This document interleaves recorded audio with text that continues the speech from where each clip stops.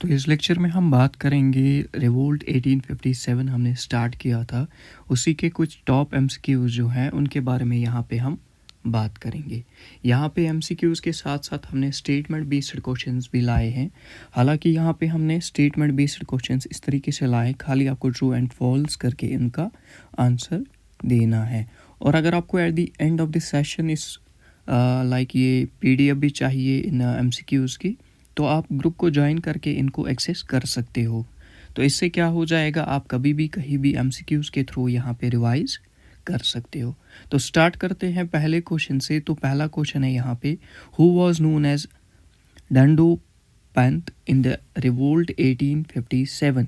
डेंडोपेंट किस को हम बोलते थे? रिवोल्ट ऑफ 1857 में एक लाइक इम्पोर्टेंट लीडर था जिसका नाम डेंडोपेंट था। दैट मीन्स उसका दूसरा भी नाम था, बट उसको हमने टाइटल दिया था डेंडोपेंट। तो यहाँ पे इसका आंसर आप कमेंट में बताइए, पहले सोचिए, वीडियो पॉज कीजिए एंड उसके बाद आंसर करने की कोशिश कीजिए। एंड इसका आंसर अगर हम देखेंगे तो इसका आंसर है नाना साहिब। तो नाना साहिब को हम बोलते थे डेंडोपेंट। तो यहाँ पे इस पे क्वेश्चन आ सकता है, और ये जो है ये टॉप क्वेश्चंस थे, तो टॉप क्वेश्चंस हैं तो इन पे आप पूरे फोकस से नज़र दे देना। इसके बाद हम देखेंगे which policy of British is cited as a political cause of the revolt of 1857। तो हम सिंपली देखेंगे जो रिवोल्ट ऑफ 1857 है, बहुत से काजेज़ थे उसके, और यहाँ पे ये बोल रहा है पॉलिसी कौन सी थी जिसको पॉलिटिकल काज बोला जाता है रिवोल्ट ऑफ 1857 का। तो वो सिंपल आप इसका भी आंसर यहाँ पे कमेंट में बताइए वीडियो पॉज करके। अगर नहीं है पता तो इसका आंसर है doctrine of lapse. Doctrine of lapse जो थी, इसको माना जाता था political cause for the revolt of 1857। And doctrine of lapse क्या है, इसका डिटेल्ड हम एक और वीडियो में यहाँ पे डिस्क्रिप्शन देंगे। अगर इस यहाँ पे हम इसको एक्सप्लेन करने बैठेंगे तो वीडियो बहुत लंबा हो जाएगा। इसके बाद हम देखेंगे तीसरा क्वेश्चन है, what was the cartridge of Enfield rifle greased with which sparked the revolt. ये तो सबको आना चाहिए, ये सबको पता है कि उसमें क्या मिलाया गया था उन कार्ट्रिज में। तो गोलियों में क्या उन्होंने लगाया था फॉर ग्रीजिंग, तो वो तो सबको पता है, उन्होंने वहाँ पे यूज़ किया था वेजिटेबल ऑयल तो नहीं किया था, ना मिनरल ऑयल किया था, ना ही पानी किया था। तो वहाँ पे बचा एनिमल फैट, उन्होंने वही यूज़ किया था। Who was the soldier that attacked and fired on March 29, 1957, marking the outbreak? किस सोल्जर ने यहाँ पे गोली चलाई थी मार्च 29 को, और यहाँ पे हमने आउटब्रेक हो गया था हमारा revolt of 1857। That means starting of revolt of 1857 हो गया था। तो वो कौन सा सिपाही था, वो कौन सा लीडर था जिसने गोली चलाई थी? तो वो था यहाँ पे मंगल पांडे। और मंगल पांडे ने क्या किया था, गोली चलाई थी और फायरिंग की थी, और उसी से स्टार्ट हो गया था यहाँ पे रिवोल्ट ऑफ 1857, आउटब्रेक हो गया था। इसके बाद हम देखेंगे कि why did the mutiny of sipahi on May 10 take place. Mutiny of sipahi किस जगह पे स्टार्ट हो गई May 10 को? तो यहाँ पे सिंपल हम देखेंगे May 10 को म्यूटिनी ऑफ सिपाही किस जगह पे स्टार्ट हो गई थी। तो सिंपल इसका आंसर जो है, अगर आपको पता है तो कमेंट में बताइए, अगर नहीं पता है तो इसका आंसर है मीरठ। इसके बाद हम देखेंगे सिक्स्थ क्वेश्चन है, who was proclaimed the emperor of India during the revolt. तो यहाँ पे सिंपल हम देखेंगे कौन सा रूलर था इंडिया का जब रिवोल्ट चल रहा था। तो ये भी सबको पता होनी चाहिए कि लास्ट मुगल रूलर था उस टाइम। और सिंपल आपको अगर इसका आंसर पता है तो आप यहाँ पे सिंपल कमेंट में बता सकते हो, अगर नहीं है पता तो यहाँ पे मैं आंसर बता देता हूँ। आंसर है इसका बहादुर शाह सेकंड। बहादुर शाह सेकंड को ही लीडर बनाया था लोगों ने, और रिवोल्ट ऑफ 1857 स्टार्ट किया था, और वही था यहाँ पे एम्परर इंडिया का उस टाइम पे, जो लास्ट रूलर था मुगल डायनेस्टी का। इसके बाद हम देखेंगे क्वेश्चन 7 में यहाँ पे बोल रहा है which ruler supported the British during the revolt of 1857। कौन कौन से रूलर ऐसे थे जिन्होंने ब्रिटिश को ही यहाँ पे सपोर्ट किया था?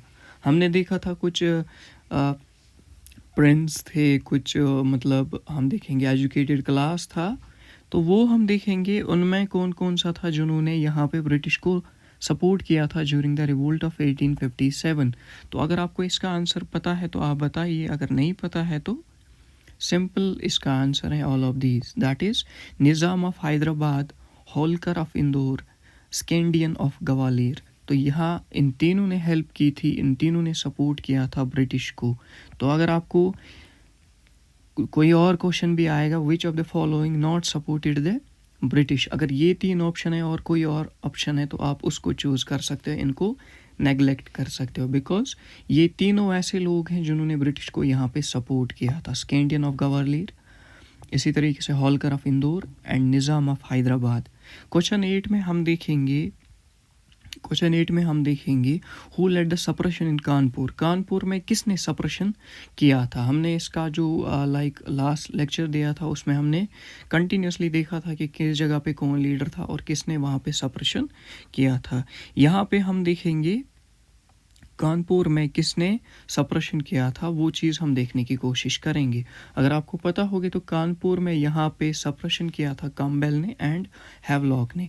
हैवलॉक एंड कैम्पबेल ऐसे थे जिन्होंने सप्रेशन किया था कहाँ पे, कानपुर में। दैट मीन जो कानपुर में रिवोल्ट स्टार्ट हो गया था उसको दबाया यहाँ पे कैम्पबेल एंड हैवलॉक ने। इसी तरीके से हम देखेंगे क्वेश्चन 9 में बोल रहा है which doctrine was withdrawn after the revolt, कौन सा डॉक्ट्रिन ऐसा था जिसको रिवोल्ट के बाद यहाँ पे विड्रॉ किया गया, वापस लिया गया। तो आपने एक ही डॉक्ट्रिन की बात की है इस पूरे रिवोल्ट में, वो थी डॉक्ट्रिन ऑफ लैप्स, तो इसका आंसर भी डॉक्ट्रिन ऑफ लैप्स रहेगा यहाँ पे। इसके बाद हम देखेंगे क्वेश्चन 10 में ये बोल रहा है what was the main character of the revolt, revolt का मेन कैरेक्टर क्या था। हम देखेंगे यहाँ पे नेशनलिज्म का उतना कॉन्सेप्ट नहीं था, बल्कि फ्यूडल लॉर्ड्स जो थे या फ्यूडलिज्म अगर हम देखेंगे वो चीज़ यहाँ पे ज़्यादा उभरी हुई थी इंडिया में उस टाइम पे।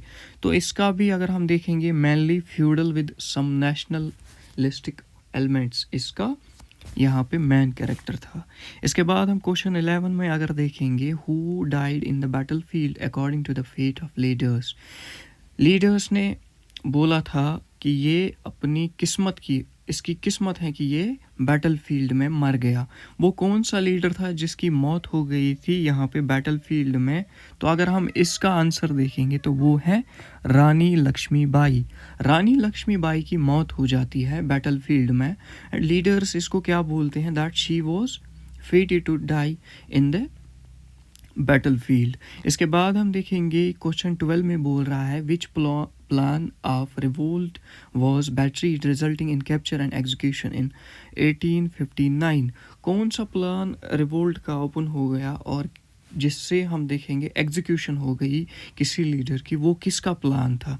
तो अगर हम इसकी बात करेंगे वो था तांतिया तोप, उसका प्लान यहाँ पे ब्रिटिश को पहले ही दिया गया था और इस वजह से एग्जीक्यूशन हो गई उसकी एंड लीडर्स को कैप्चर किया गया एंड बैटरी दैट मीन्स धोखाधड़ी से इनको कैप्चर किया गया। इसके बाद हम देखेंगे क्वेश्चन 13 बोल रहा है which group was discriminated against military during the British rule, कौन सा ग्रुप यहाँ पे डिस्क्रिमिनेट किया जाता था ज्यूरिंग द ब्रिटिश रूल। अगर हम देखेंगे मिलिट्री का कौन सा ग्रुप, तो इसका आंसर अगर हम देखेंगे वो थे इंडियन सोल्जर्स। इंडियन सोल्जर्स को यहाँ पे क्या किया जाता था, डिस्क्रिमिनेट किया जाता था। इसका आंसर हम ऐसे भी निकाल सकते हैं ब्रिटिश तो ब्रिटिश को यहाँ पे डिस्क्रिमिनेट नहीं करेगा, ये कैंसिल। इसी तरीके से क्रिश्चियन मिशनरीज तो उन्होंने ही लाई थी, उनको भी वो डिस्क्रिमिनेट नहीं करेंगे। And zamindars were supporting the Britishers for collecting tax, तो इनको भी वो डिस्क्रिमिनेट नहीं करते थे। दैट मीन्स तीनों ऑप्शन यहाँ पे एलिमिनेट हो गए और हमारे पास जो बचा वो है इंडियन सोल्जर्स।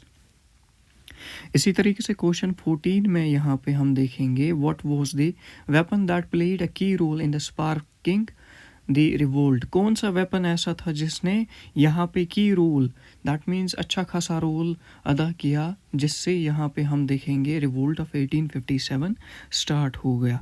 उसका हमने पहले ही देखा था एक क्वेश्चन में। एनफील्ड राइफल जिनको ग्रीस किया गया था एनिमल फैट से, लाइक यहाँ पे क्या बोला गया था, यहाँ पे बोला गया था कि इसको ग्रीस किया गया है काउ फैट से, इसी तरीके से पिग फैट से। अगर हम देखेंगे जो मुस्लिम्स हैं उनको पिग अच्छा नहीं लगता, एंड अगर हम देखेंगे हिंदूज जो है, हिंदूज गाय को माता मानते हैं, इसकी लाइक रिलीजियस इम्पोर्टेंस है यहाँ पे, तो इस वजह से यहाँ पे रिलीजियस सेंटिमेंट्स हर्ट किए गए थे, और उस वजह से यहाँ पे जो सोल्जर्स थे, चाहे Muslim soldiers and Hindu soldiers, Indian soldiers, जितने भी इस फील्ड लाइक हम देखेंगे ब्रिटिश आर्मी थे, चाहे वो मुस्लिम थे चाहे वो हिंदू थे, तो उन्होंने इसके खिलाफ यहाँ पे स्पाई म्यूटनी स्टार्ट की थी।